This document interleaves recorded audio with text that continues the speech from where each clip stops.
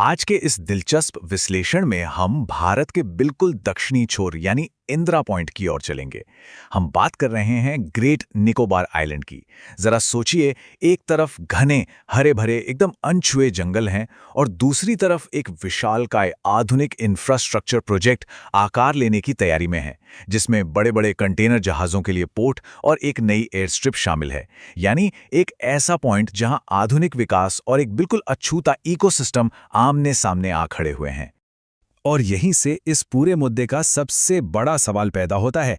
क्या ये विशाल प्रोजेक्ट राष्ट्रीय सुरक्षा और विकास के लिए एक बेहतरीन रणनीतिक मास्टरस्ट्रोक साबित होगा, या फिर प्रकृति के लिए एक भयानक तबाही? क्योंकि देखिए, एक तरफ पूर्व सैन्य अधिकारी इसे हमारी मिलिट्री और रणनीतिक मजबूती के लिए बेहद जरूरी मान रहे हैं, तो दूसरी तरफ इसके कारण होने वाले भारी पर्यावरणीय नुकसान की भी जोरों से चर्चा हो रही है। तो आइए इस पूरे विषय को स्टेप बाय स्टेप समझते हैं। सबसे पहले इस विवादित मेगा प्रोजेक्ट को जानेंगे, फिर इसके भू राजनीतिक महत्व, मास्टर प्लान और पारिस्थितिकी चिंताओं पर बात करेंगे। अंत में राजनीतिक टकराव और विकास बनाम प्रकृति की इस बहस को भी गहराई से समझेंगे। भाग एक विवादित मेगा प्रोजेक्ट। चलिए समझते हैं कि आखिर जिस प्रस्ताव की बात हो रही है उसका पैमाना कितना विशाल है। 80,000 करोड़ रुपए। जी हाँ, बिल्कुल सही सुना। ये पब्लिक प्राइवेट पार्टनरशिप यानी पीपीपी मॉडल पर आधारित एक बेहद ही महत्वाकांक्षी परियोजना है। इसे हाल ही में नेशनल ग्रीन ट्रिब्यूनल से मंजूरी भी मिल गई है।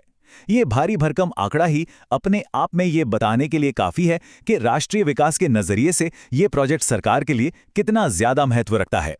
अब सवाल ये है कि आखिर इसी खास द्वीप को क्यों चुना गया?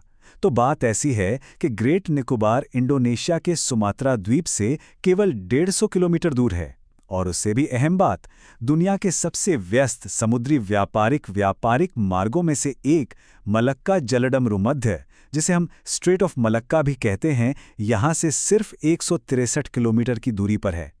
ये भौगोलिक निकटता इस जगह को दुनिया के नक्शे पर असाधारण रूप से महत्वपूर्ण बना देती है। भाग 2, भू राजनीतिक महत्व। आइए अब सामरिक दृष्टि से इस क्षेत्र की अहमियत को गहराई से समझते हैं।